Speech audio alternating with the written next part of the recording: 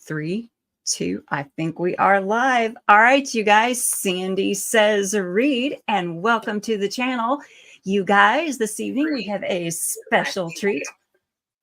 I think that we have, do I need to fix something on my end? Or do we have No, that echo? was me trying to look at chat stuff on my phone. Oh, okay. All right. Yeah. So I'm gonna mute all that so that doesn't happen. Okay. Well, I'm technically challenged, so if we have something going wrong, we probably have to just start over. Okay. Well, I don't often get asked to do these sorts of things. So yeah. Well, hopefully you'll be doing more because we got some good stuff to talk about here.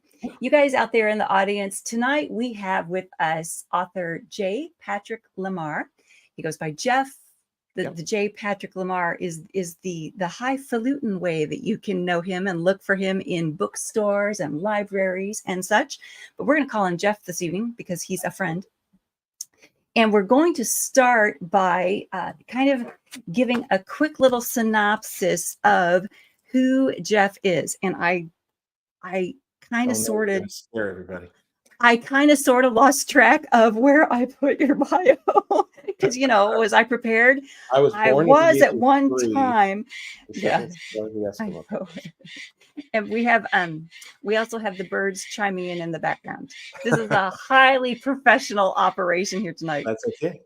We have Patrick Lemarr lives in Indiana with his wife, Heidi, and their children. When he isn't crafting horror and fantasy, he's writing exclusive content for his Patreon supporters. And I so want us to talk about Patreon a little bit when we get into talking about marketing. And I have put a link for Jeff's website in the chat box. And you guys, as you come in this evening and join us here, let us know you're here in the chat. I will try to notice when you arrive and say hello. And if you've got questions, let us know what your questions are because we would love to chat with you.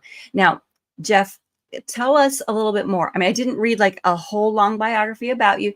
Tell us a little bit more about you. Let our audience know who you are and what you would like to tell them about your background. Well, I was the son of a Baptist minister, and my mom worked in education, first as a teacher and then as a counselor. So I ended up working in education as well. So I've got some of that background going for me. Still love to work with kids any chance I get, but I gave that up, I guess, years ago when my daughter was born. The thing about the education system is that if you're a low man on the totem pole, you're not going to make enough to put your child in daycare, sadly. So the decision was made that I would stay at home and write. With a baby at home, you don't get much opportunity to write. However, about 5 years into being a stay-at-home dad, I finally got started on some things and have been pursuing it heavily since then. So nice. Okay, that pastor's background, I wanted to ask you a little bit about that and how that influenced some of these characters in your works, specifically in the book, The Willing, the Wounded, and the Wizard, which we're going to be talking about quite a bit this evening. There is obviously a trinity to these characters in here. So I wanted to ask you, I mean, is there a purposeful allegory going on there? And if so, can you tell us a little bit about that? Yeah. I mean, I think there is. I started, all three of those characters kind of started in different places before they sort of coalesced together in one fictional reality.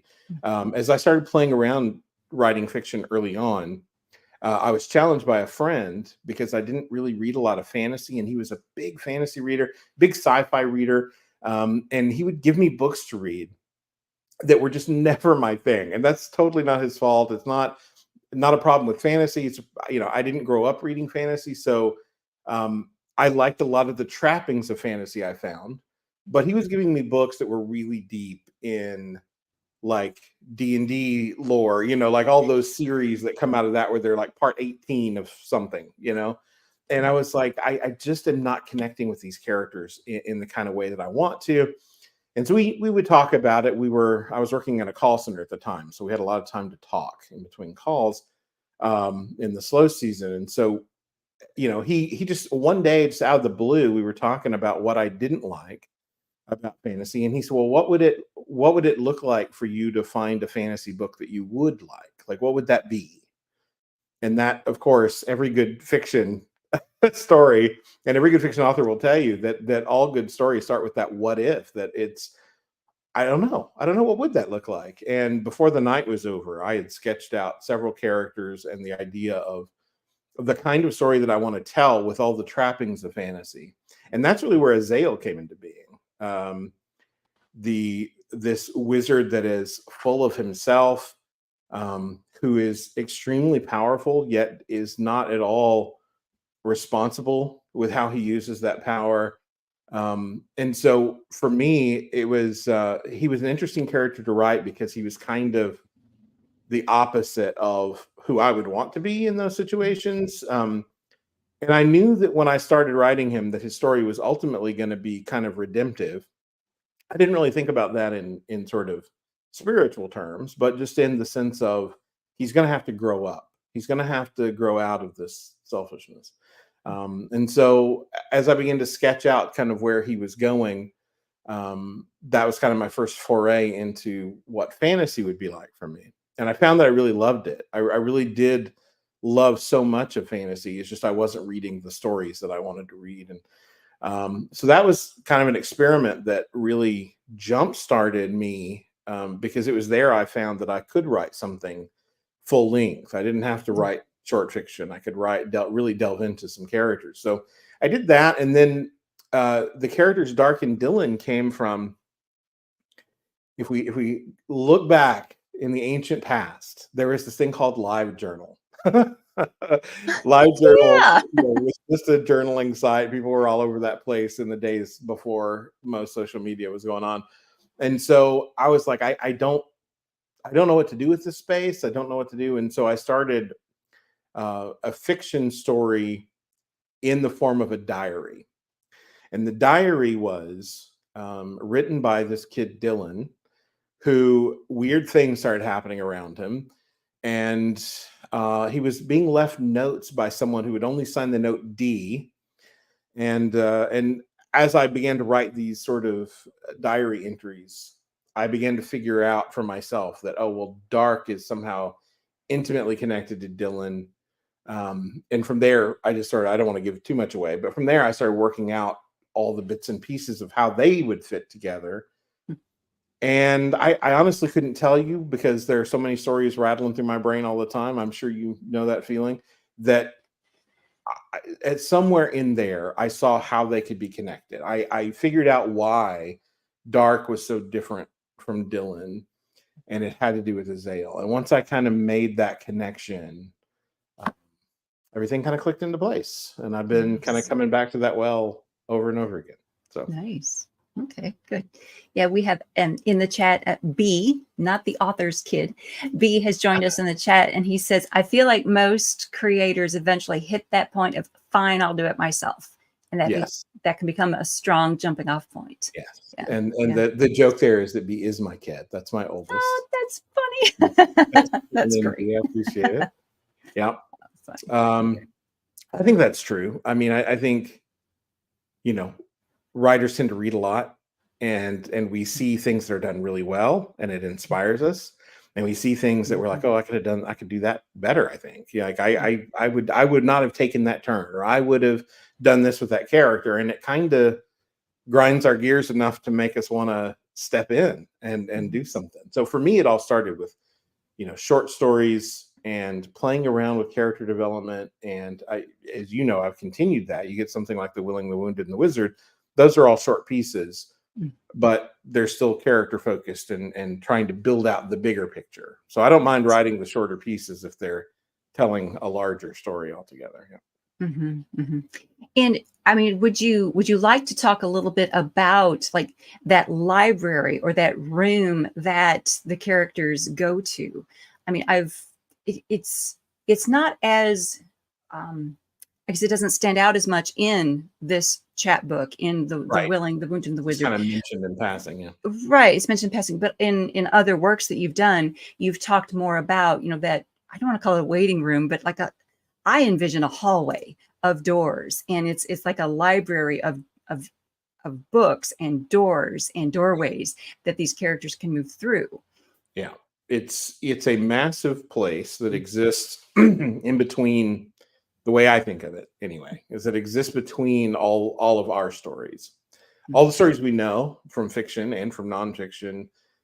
They're all happening everywhere all at once, and in the middle of all of that, or at the center of all of that, is the Evermore. And the Great Library, it just contains all these stories. So before a character like Dylan steps into something like the Christmas Cabin, right? He's going to Mhm. help this young woman, Samantha. He needs to know what he's in for. And so he may read part of Samantha's story in the library so that he understands where she is and what's about to happen, so that he knows better how to assist her in her path, and in finding, in her case, in finding some joy where it's sorely lacking. But yeah, the Great Library is sort of a recurring setting. We get to meet some of the, or we get to see kind of how they traverse into the stories that they visit through the Great Library. The way I describe it, it's kind of, I guess you call it a portal system. The library can instruct them where they need to go, and they can just open a door and be there. It's always a door.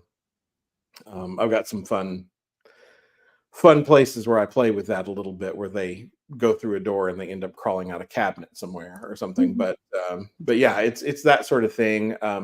And we explore. There are places where we explore the Great Library a little bit more. So that's something I'll keep coming back to as well. Okay, nice. And you just said something that made me, when you were talking about the Christmas Cabin, Mhm. it's it reminded me that, Dylan, when he goes into these stories, when he goes into these characters' lives, he he does not force anything upon them. Like, he doesn't force a Right, decision upon them. He doesn't right. force his will upon them. But in The Willing, the Wounded, and the Wizard, Azael, he sort of forced his will upon the Oh yeah. story and what happened there. He was not a good wizard. He was not good. But Dylan is almost, I would say, he's the opposite of that. And when he goes into a story, he he he allows the characters to maintain their free will. Yeah. He's there to suggest and And so, guide. in the context of these three characters, we've got Dylan and Dark, who really operate inside the Great Library, stepping into stories.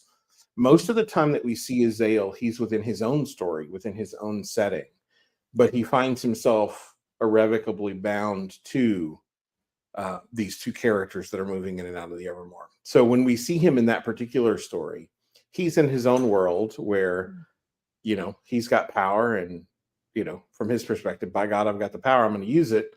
And he thinks he knows what's right and what's best and what justice is.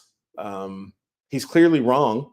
He's clearly wrong. As Van Islin is quick to point out in that story. But yeah, that's his character all around. And in the uh, trilogy of stories, which I think I mentioned to you off camera, that our good friend Steven Zimmer's editing some things for me right now. And what I'm doing is relaunching this fantasy series that I wrote years ago called Tales of the Evermore. And they're shorter pieces of fiction that are telling a larger story across 3 books. Well, I had written the first 2 years ago, and I wrote the third one, and it just kind of sat while I was working on other things.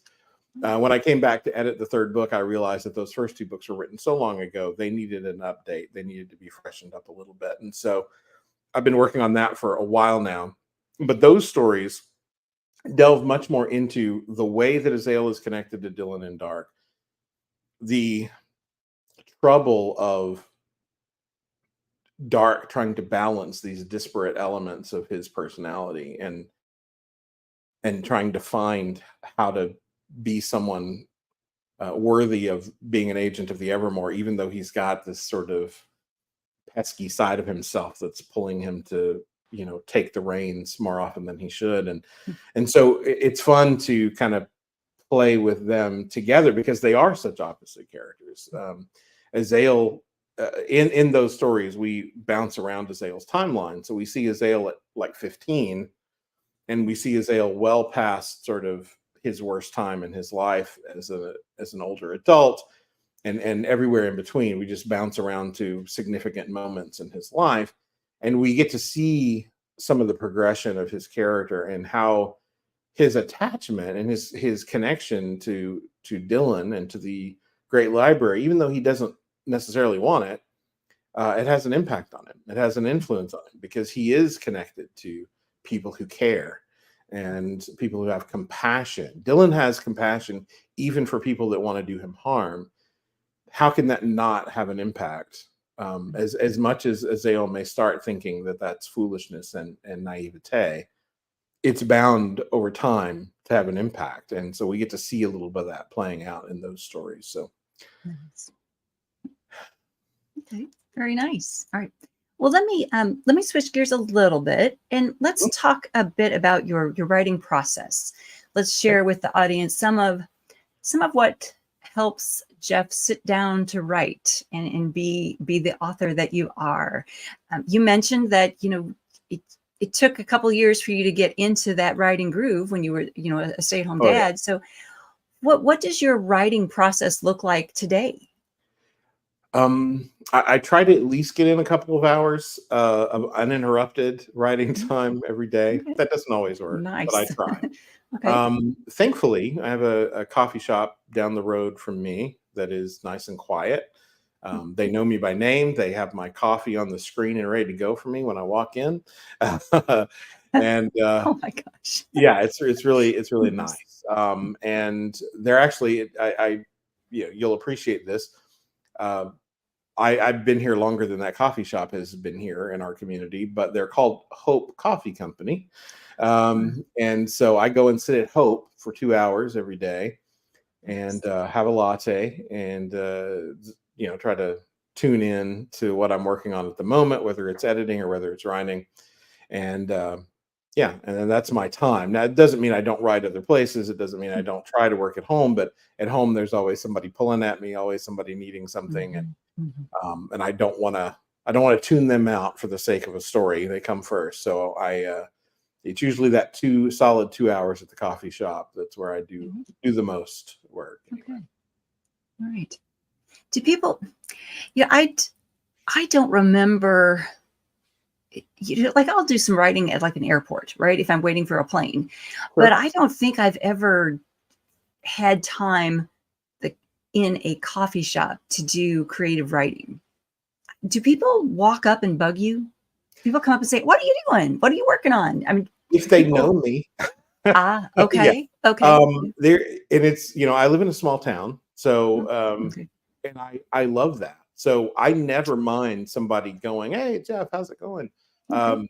I like those conversations, and I'll pause my writing for those conversations for sure. And then I've occasionally had the random, like, "I see you in here all the time. What are you working on?" So, and I try to answer those questions too. Very good. But no, the coffee shop and the folks that own it. So shout out to Hope Coffee Company.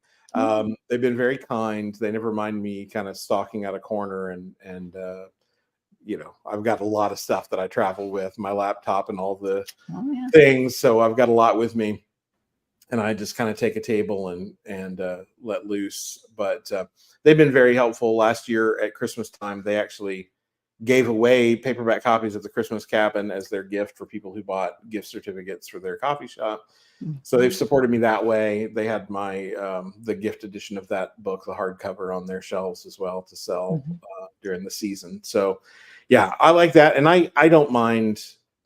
I'm not easily distracted when I'm in the zone. So to to go back to the original question, when I'm in, I'm pretty solidly in. Okay.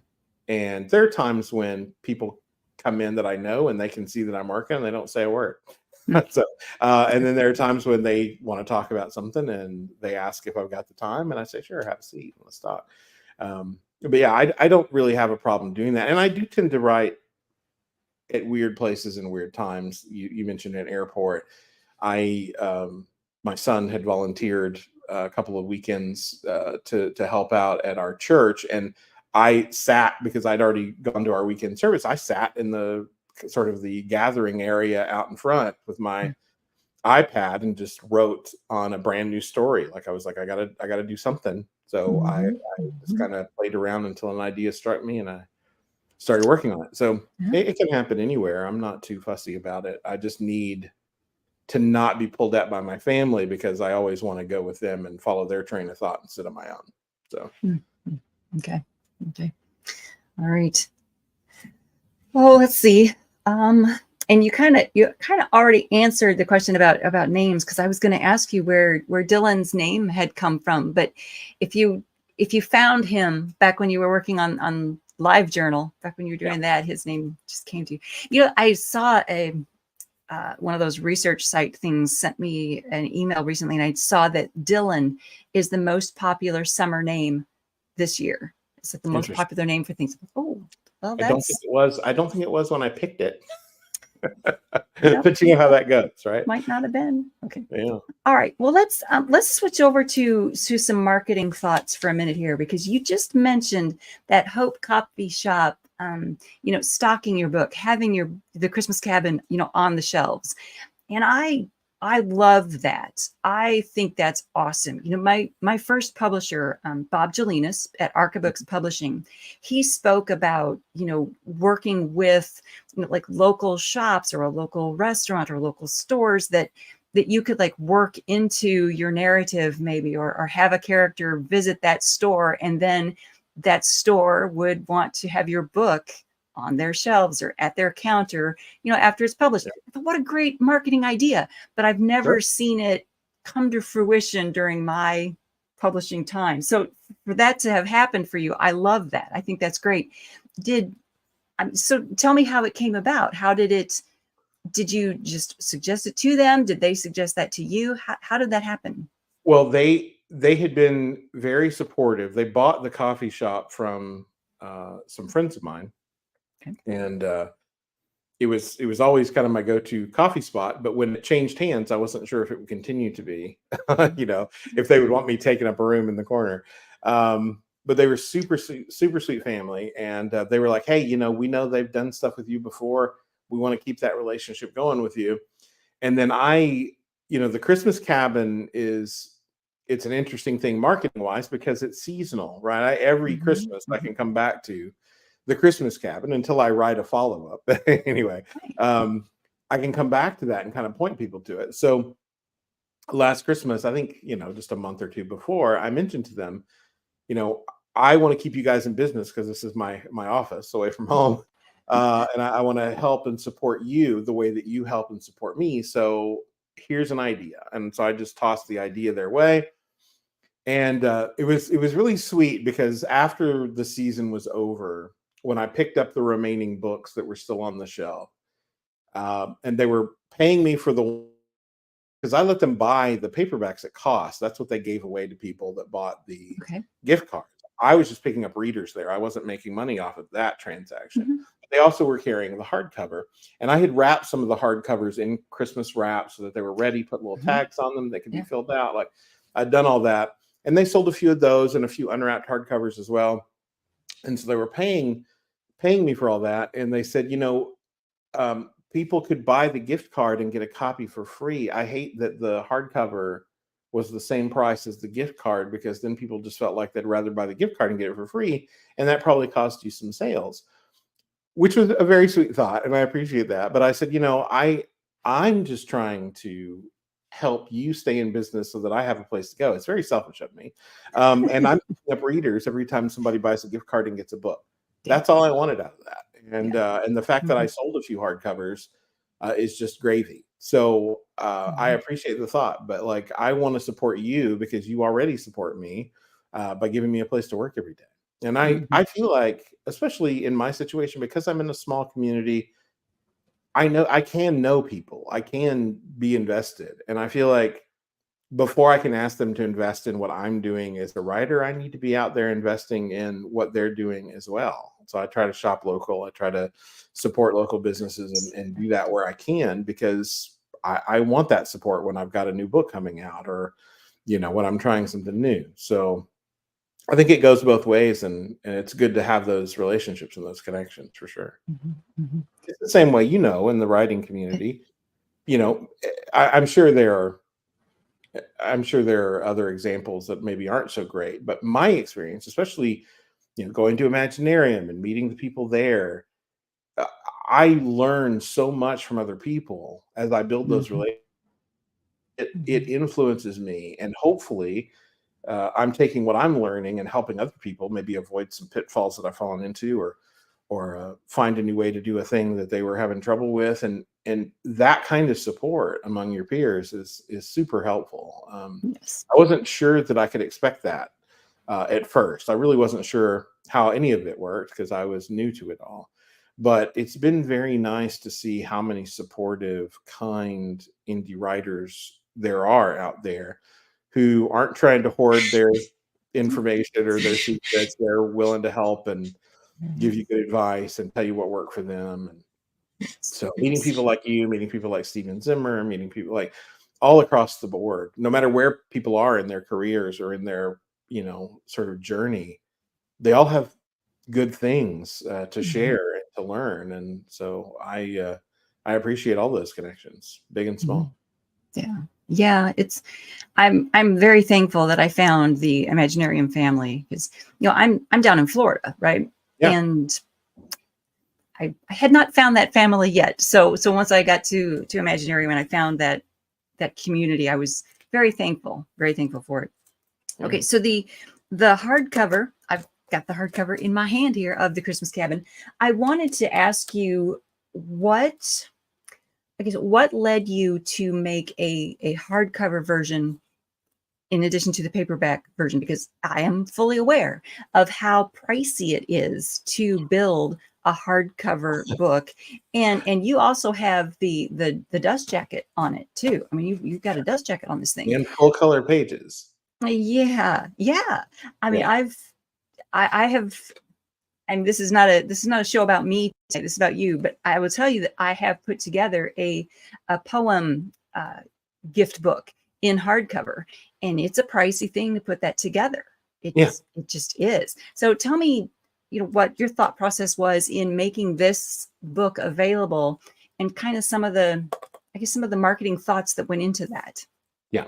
Well, even before the Christmas Cabin was available as paperback, Mm. I knew. So the Christmas Cabin. Let's back up a little bit. The Christmas Cabin Okay. started its life as a Christmas card from me to people I knew. So I wrote the first story in that book, dealing with Samantha, and made just a little homemade chapbook, and I sent a Christmas card that year. Because I'm a huge fan of It's a Wonderful Life, and I've told people that it's part of my inspiration for that book. A huge fan of that movie, and that movie started as a Christmas card. Um, so I was like, that's a great idea and kind of a strange idea, and I bet nobody, is doing that now. So let me try that. So I did that, sent it out, and got so many kind responses from the people that I sent it to about how much they loved the story, about how much it moved them, and those sorts of things. And I was like, okay, so I need to do something with this more than just send it out to friends. So I began to write sort of the interlude between the two main stories, and then I came back and wrote the second story dealing with Chester. And I do, you mentioned wanting to talk about Patreon later. I do have these Patreon supporters, and I try to do things for them that are unique. And a lot of people that support me, no matter what I'm doing. And so I was like, let me offer something that's only available for a limited time. I'll do the paperback, I'll do the cheap way to get the book and to get the story, and hopefully it'll really touch people and they'll enjoy the story. But I wanted to do something that was more something you'd leave on your coffee table for other people to discover. And that's why I kind of wanted those color images, and I wanted it to feel like an experience going through it. Mhm. And so I decided, looking, as you said, looking at the cost and the profit margins and the ROI and all those fancy words that we have to know, I realized that I don't really need to make a lot off of a hardcover in this case, because I'm only going to make it available to people who pre-order. I wasn't going to be keeping a stock of hardcovers. I was going to let people order a hardcover if they wanted one. So the copy that you have, if I'm recalling correctly, is one of only 15 that were Yeah. made, Yeah. that I signed and numbered. And so I ordered for the people that pre-ordered, and I ordered, which were mostly Patreon people, and I ordered a couple of extras so that I could give them as gifts, and you got one. The Thank you. difference between that version and the hardcover that's currently out is that your version has another story. It has that robbery story that was only Okay. available to people who pre-ordered that book. So the people, I believe the paperback has like a QR code. You can still read the story, but the only place that that story was available in print was in that deluxe gift version that Okay. people had to pre-order. So I didn't really worry about the cost because people were pre-ordering it, and I just wasn't tacking on a lot of profit for myself. It was more to get people talking about the book and to, you know, hopefully give them something that would last through many Christmases. Then last year I did the new gift edition. It's not the deluxe. It doesn't have that story in print, but it still has the color images. It still has the dust jacket. It's mostly what you've got there in that deluxe version. And I was able to. I knew going in that it wasn't going to be a big moneymaker, but I really feel like those stories do well in that sort of gift book format where they're not quite as schmaltzy as maybe a Hallmark movie, but they're feel good. And I thought, I want something that somebody'd be proud to have out on their coffee table during the Christmas season, along with all their their other little Christmas knickknacks, and maybe it can be a recurring part of their Christmas tradition. And that was worth to me, taking a bit of a hit on what I make off of it to offer that to people. So I sell more of the paperbacks for sure, but I'm glad that I have that hardcover out there. I really like it. So Now, some of the other books that you've written over the years, like the All That Waits in the Night, aren't you preparing a special edition of that one? I am. Okay.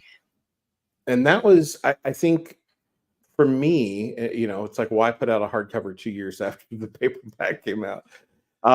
That's one of those things where it's less about marketing and it's more about pride. I really wanted a hardcover when that book first came out, and I Okay. couldn't make it happen. And I wouldn't have known how to make it happen back then.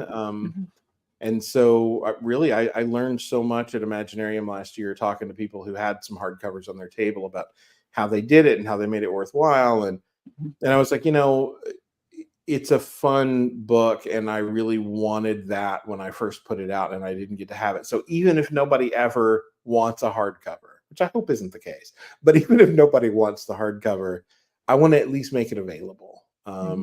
And so I'm not gonna order 100 copies and have a box sitting around my house, but at least it'll be available through retail stores and that kind of thing. So if somebody really wants a hardcover copy, they can get it. And I thank you for being kind enough to give me a pull quote for that dust jacket. I appreciate it. I called on several friends for that. Cool. Yeah. Good deal. Yeah. Well, and I don't know. I want to ask about the, I don't know, not the logistics, but the maybe the logistics, but the idea behind, releasing or re-releasing works that are already out there in the world. I mean, you are coming up with new things to add to some of these books, like with the Christmas Cabin. I mean, you added the robbery story to put into the special edition that you released. So you're not just re-releasing material, you're re-releasing material with some added bonus to it or some extra thing to it. And you're putting just a new marketing spin on getting material back out in front of the audience again. Well, I mean, would you recommend this to other authors? Is this something that you're finding to be beneficial? Is it just taking a lot of time? I mean, how are you looking at it overall? I think it depends on where you are in your journey. So when All That Waits in the Night came out, I didn't know about ARC readers. I didn't know about how to prep a book before it comes out. In my mind, in the especially in the early days. Now I was starting to learn more then, but I still didn't really have, I'm a one-man show, right? So it's how do I do the things that I want to do? And sometimes it takes longer to get certain things off the ground. For me, um, all the waits in the night, it was just about, you know, when you're an indie writer, let's go back to the logistics side of this. When you're an indie author, we're not the Stephen Kings of the world. So we don't get the big marketing push right out of the gate. And we don't Right. get a team of people blitzing social media with images that they pay big money to have made and Right. whatever. We're on the hook for everything we do, right? Right. Time wise, money wise, whatever. And even if you're published by a small imprint or something, you're still having to do a lot of heavy lifting Mhm. yourself, get Yeah. your book seen. So I wasn't in a place to really draw a lot of attention to All That Waits in the Night when the paperback came out. And maybe I'm still not. We have yet to see. But Yeah. I wanted to give it another shot to reach people. And a hardcover, like I said, was something I'd wanted to do initially anyway. But I think because on the indie side of things, we don't get that initial push. We don't have the big multi-billion-dollar companies behind us doing those things. We have to look at sales as a long-term thing. We're a long tail plan, right? So Mhm.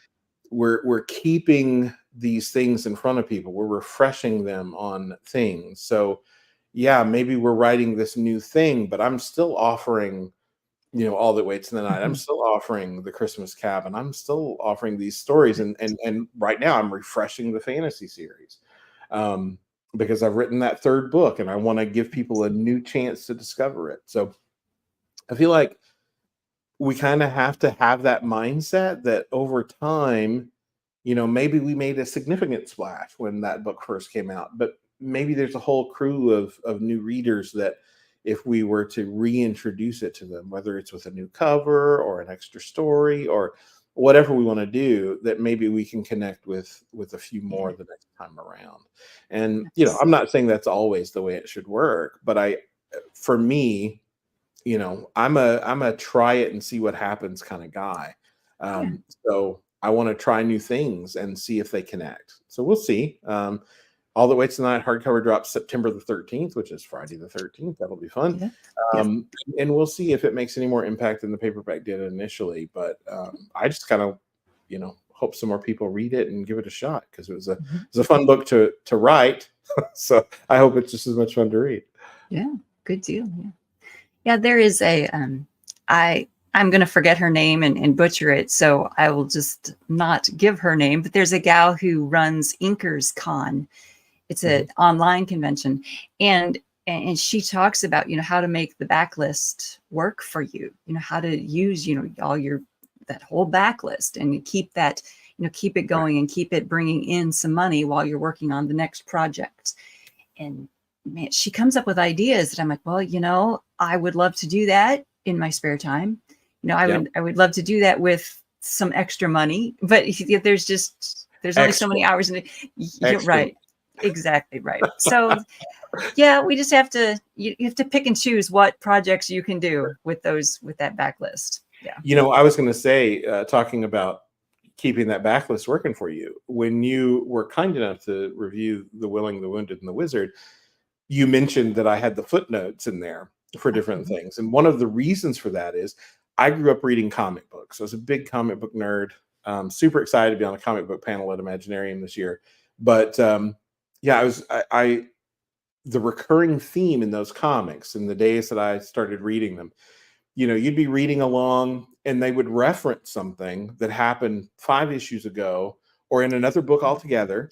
And there would Mhm. just be a little asterisk and it would say, this happened in X-Men 198. And as a reader, I would go, oh, I need to pick up X-Men 198. I need to Right. know how this came to be.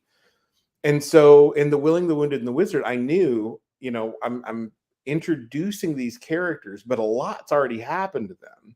Mhm. And some of where they've been and what they're doing is influencing what they're doing in that moment. So instead of shying away from referencing those things, I should reference them Yeah, and let people know where they can find them. that's right. Because if they want to know more, they've got the resource to go check that out and know more. And if they don't, that's fine too. It shouldn't impact their enjoyment of the current story. But if they read that reference and they're like, oh, I'd like to know more about that, then it's there. And to me, those little marketing things, those little ideas, they don't cost me anything, right? It's just it's a Right. footnote. Yeah, But I can point back to, if you want to know more about that, here's where you can find it.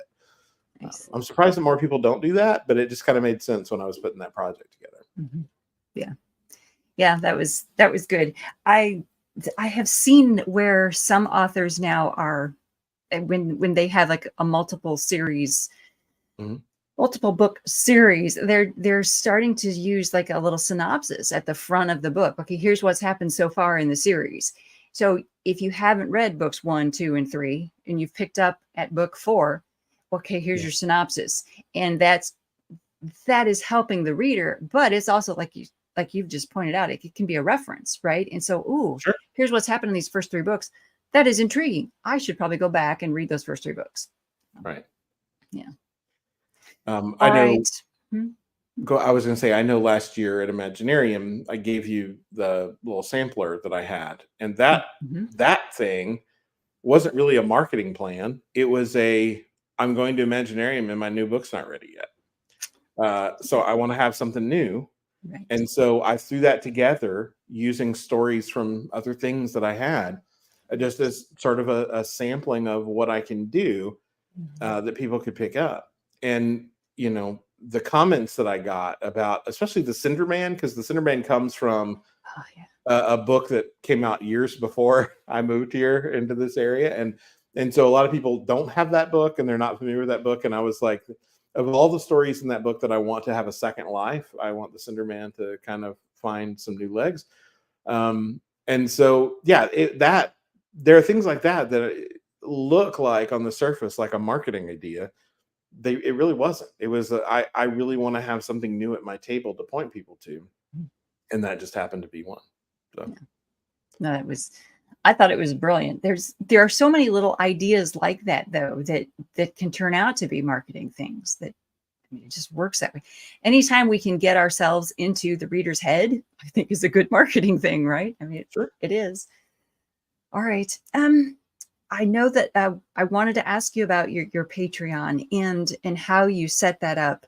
Um, if there might be some authors, watching this tonight or in the future who are thinking about how to set up Patreon, and I wanted to ask you maybe your philosophy on it, because uh, the tier levels of Patreon have always been a a mystery to me. I'm never sure what a person coming to a Patreon page is going to want from me, and Right. what they're going to consider valuable enough to say, okay, yeah, I'll give you $2 a month for having access to a poem a month. I mean, what did you find worked best as tier levels, or do you have it set up on tier levels? I do. Okay. I Okay. do have tier levels. Mhm. However, the highest level is like $25, and I think I've only got one person at that level.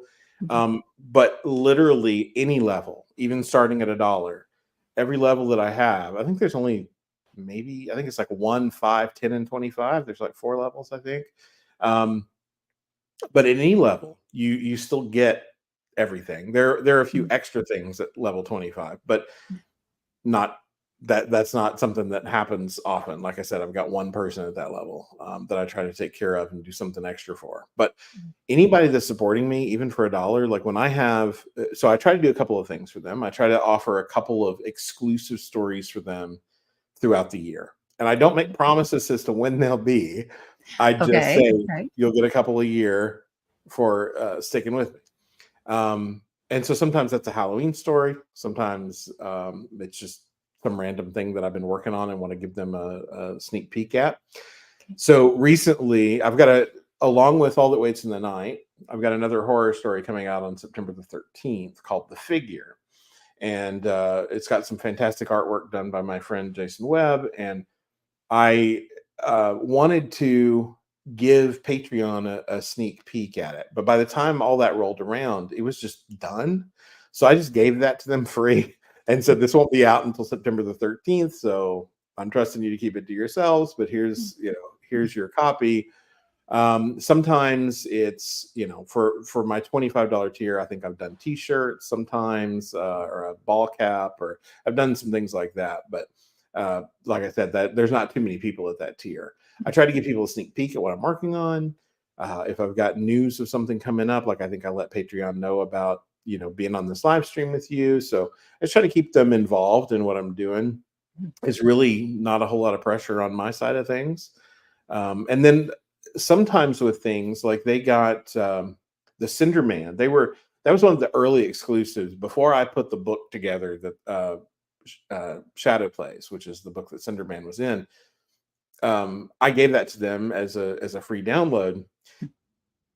I think they had it for a year before I put it in a book, Oh, but I okay. came to them because I promised exclusive content. So I came to them and said, "Can we take a poll? How many of you are willing to let me publish this elsewhere?" Because I didn't want to go back on it being exclusive. Oh, right. They've shown me time and time again that as long as they have it first and for a while, Ah, they don't mind me publishing it later. So okay. that tends to be the way that goes. Yeah. Okay. Right. And have you found that, providing that extra stuff for the folks over on Patreon, have you found that I mean, every time that we authors go to that well to do writing, to do stuff, we're pulling from the well, we're taking stuff out of there. Do you ever find yourself um, you know, pulling too much from the well and just in giving that to the Patreon folks, or is it all an even flow? Um, like I said, I don't feel too much pressure on the Patreon side of things. Okay. I'm always writing something. Okay. So if I come up with and sometimes it is a thought like, "Oh, I haven't given Patreon anything in a while. I should probably do Mm, something." okay. Um, there is that. I want to make sure that I'm keeping up with my promises there, and I don't make a Mhm. lot, but I appreciate the support, and so I definitely want to make sure that they're getting something, a little bit of bang for their buck.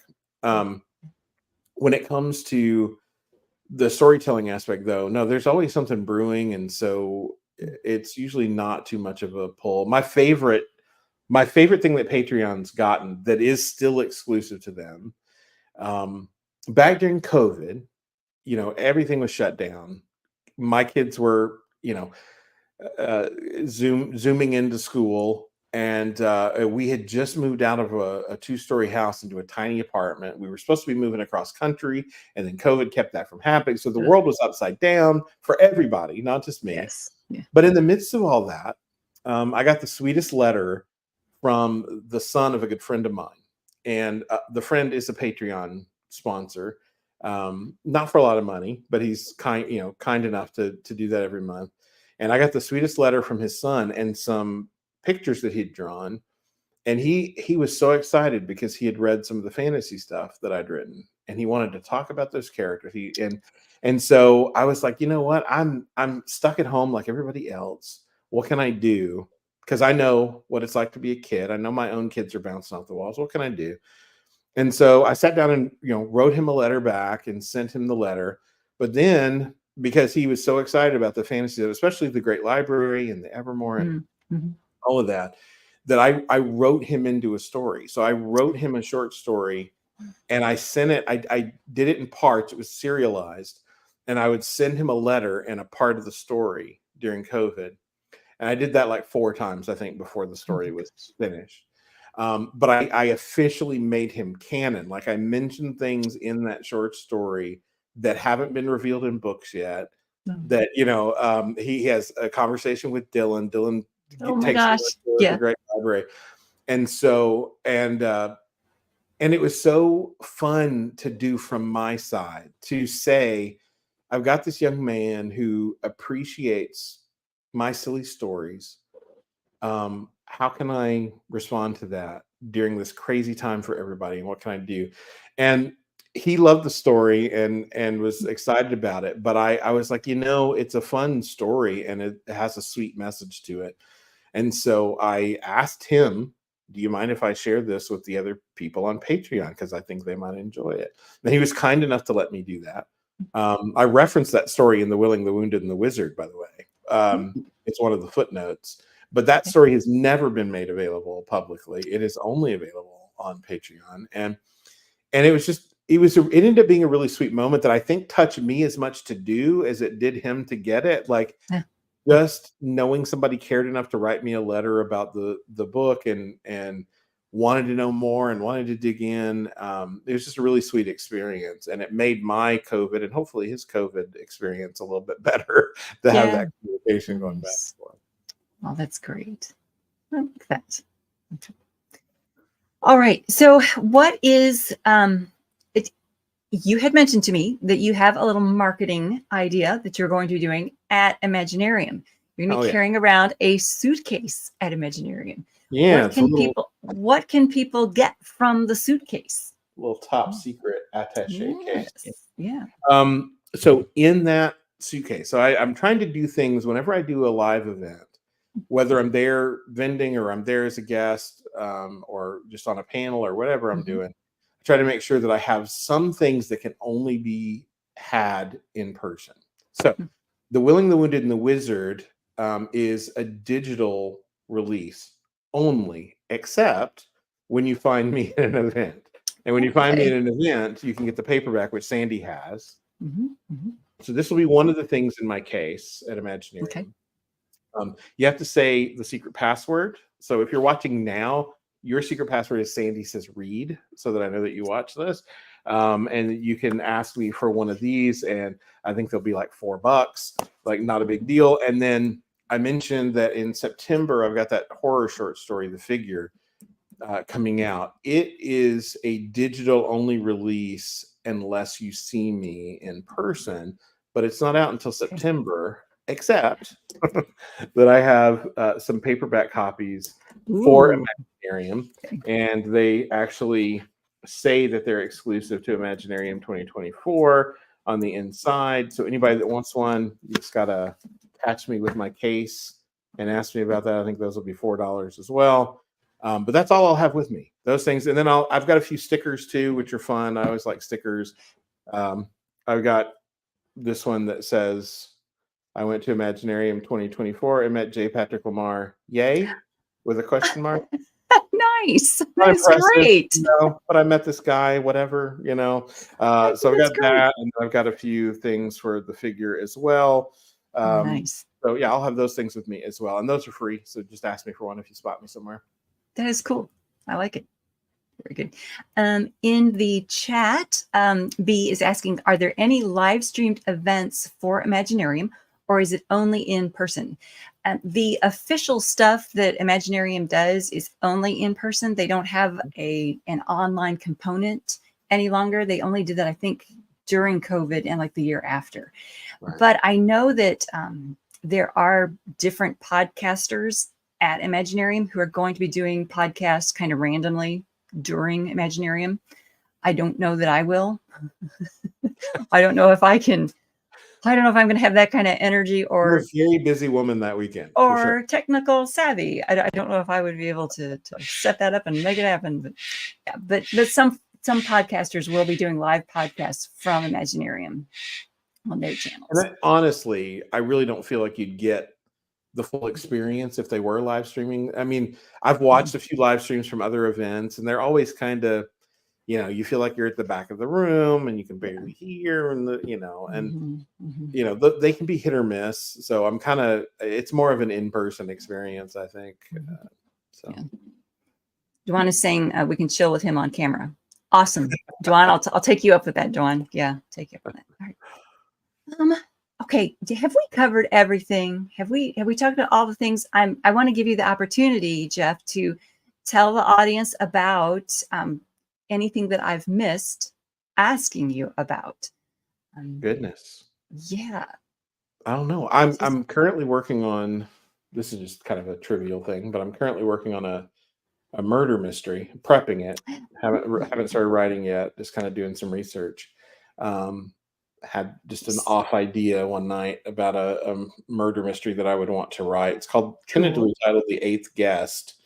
And I knew that I wanted to set it in New York in the 20s, just before Nice. the market crash in 29. And so I decided I would do some research, which is, I mean, depending on what I'm writing, I don't always just do a ton of research. But I was like, I want to read some 20s mysteries and see what the vibe was of those and kind of get a feel for how they operated in that era so that I can kind of write something that works along those lines. And I did some research to find out what were the best-selling mysteries of the 20s. And I found a list that went year to year. And I was surprised by a name that I found. So I ordered 3 books. One is the Charlie Chan mystery because they launched during that time.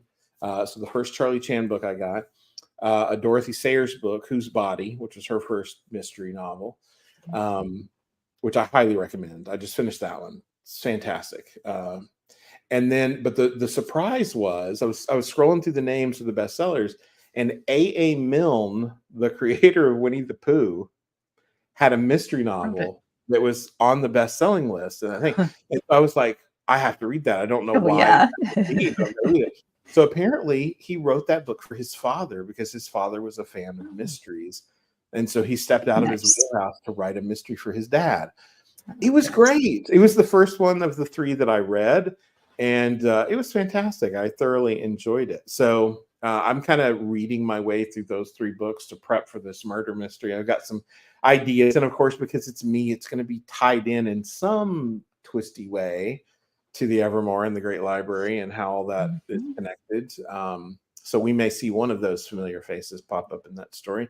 But yeah, that's kind of what I'm working on now. And then I'm working, as I said, with Stephen to edit those fantasy books to get them. Hopefully I'll have those by next Imaginarium. I'm hoping all 3 of those will be available by then. I've edited those before I put them in Stephen's capable hands. I had edited them myself so many times. I was so tired of my own writing. I just wanted to scream. So I'm at that place. I'm looking forward to writing something new. That's what I'm getting at there. And then after that, I'm just gonna read this lovely book here because I have been reading so many other things and haven't gotten to start this one yet. So that's next up. That one will take you a minute to get through. Yeah, it is a chunk of book. Congratulations on that. That's always intimidating. Yeah. Not as a reader, but intimidating as a writer to go, wow, I wrote a lot. But it looks great. I'm excited to dive in. Well, thank you. Yeah, hopefully you will enjoy that. I'm sure I will. All right. Okay. Well, tell us where we can stalk you online. For folks who can't make it to Imaginarium next week, where can they find you online? Sure. The best place is my website, which is just jpatricklemarr.com. I do the occasional blog article there. I've got a running series called 7 Questions where I do brief interviews with other authors. Sandy's been kind enough to let me interview her and quite a few other authors that have already done that with me. And I've got some more coming up. So that's always fun. I'm all over social media. You can find me on X, on Facebook, on Instagram. I don't do much on Instagram, but I am there. So yeah, those are the best places to find me. And then, but the website's usually all those links are there. And if you want to know what I'm up to or what I've got coming out next, the website's definitely the best place to check that out. Okay. And before we finish off, though, we do have a question over here in the chat saying, I would love to hear about what tech and tools he's found most helpful for staying portable with his writing. That's an awesome question. Yes. I do most of my writing. So unless I'm writing poetry, which is kind of a different beast for me, and I don't do that as often these days. Poetry, I always write longhand, but tech-wise, if I'm writing fiction, I'm always on my MacBook. Okay. And then I use, when I'm working through the process on my own, usually I'm doing first draft in just Word, just keeping it really simple. I write kind of the basics first. I don't do a lot of detail in my first pass. I tend to just get the bones down and then add flesh and sinew and stuff to it on each consecutive pass. And then I run everything through Pro Writing Aid. And I don't know how many people are familiar with that.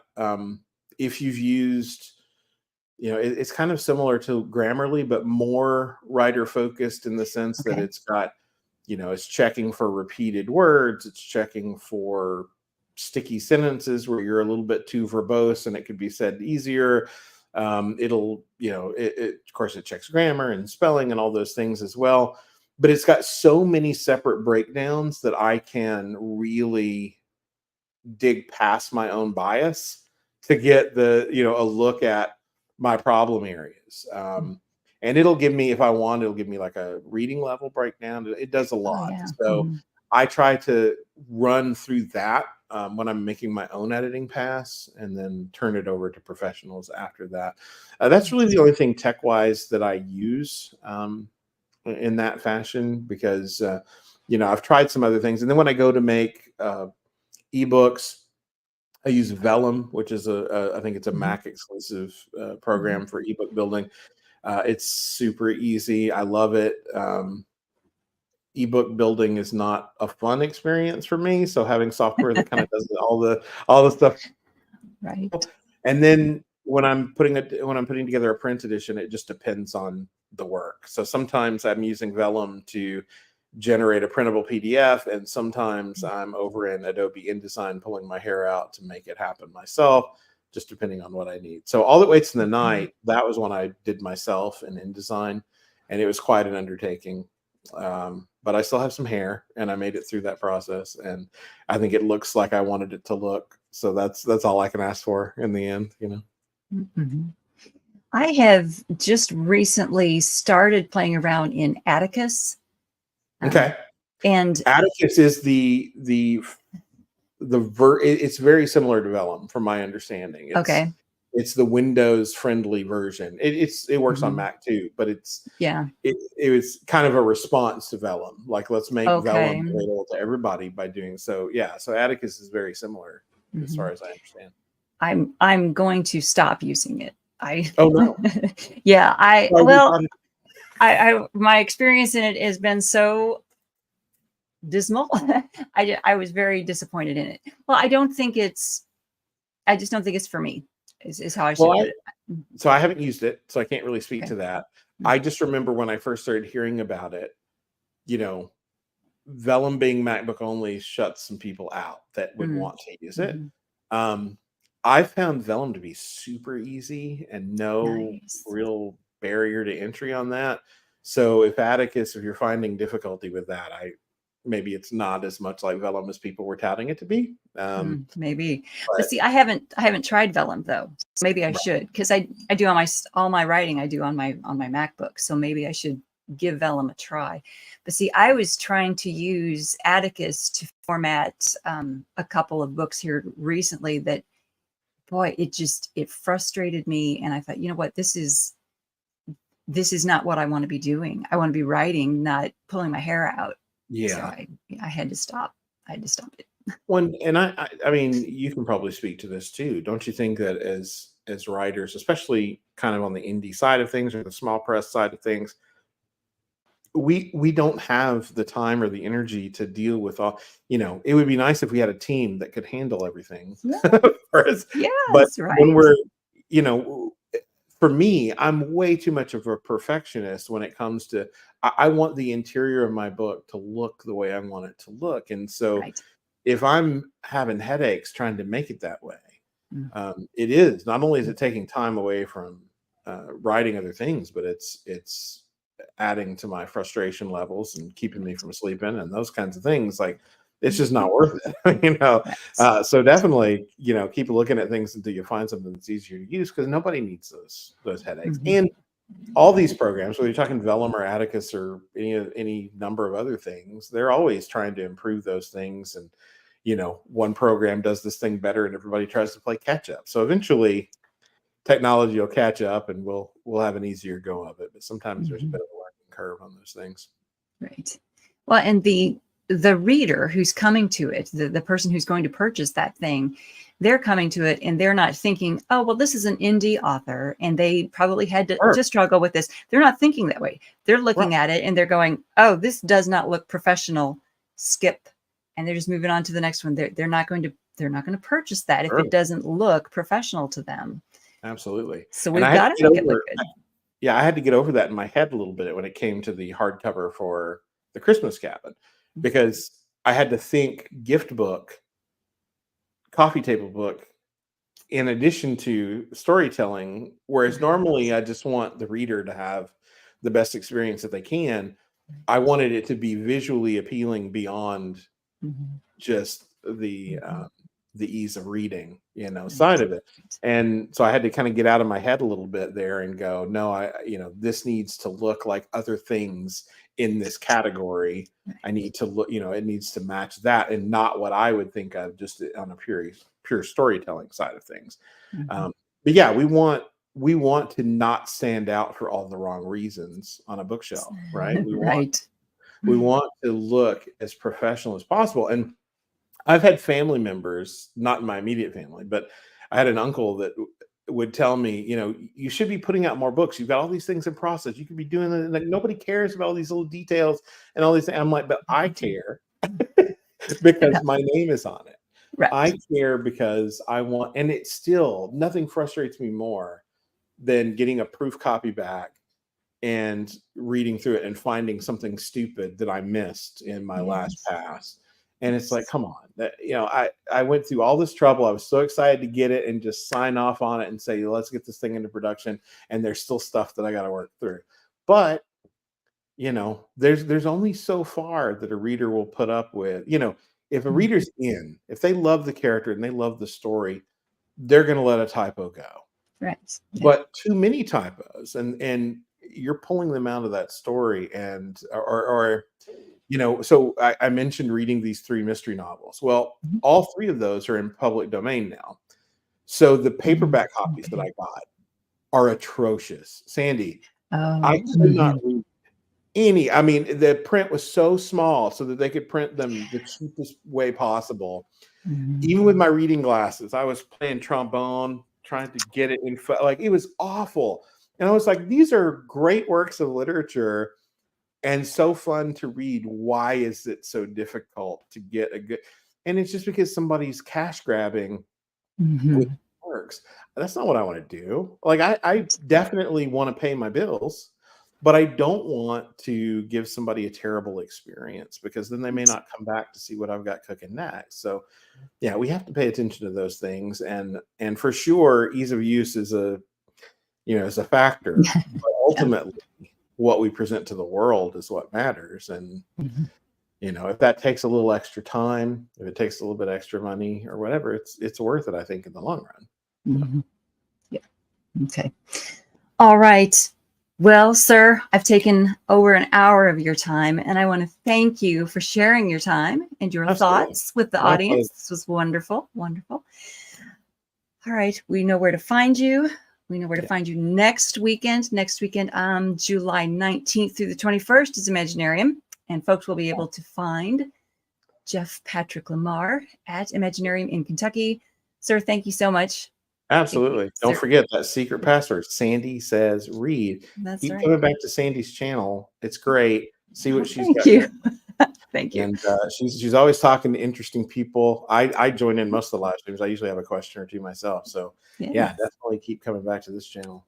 All right. Thank you so much. Okay, everyone out there, thumbs up so that YouTube knows this was something to look at.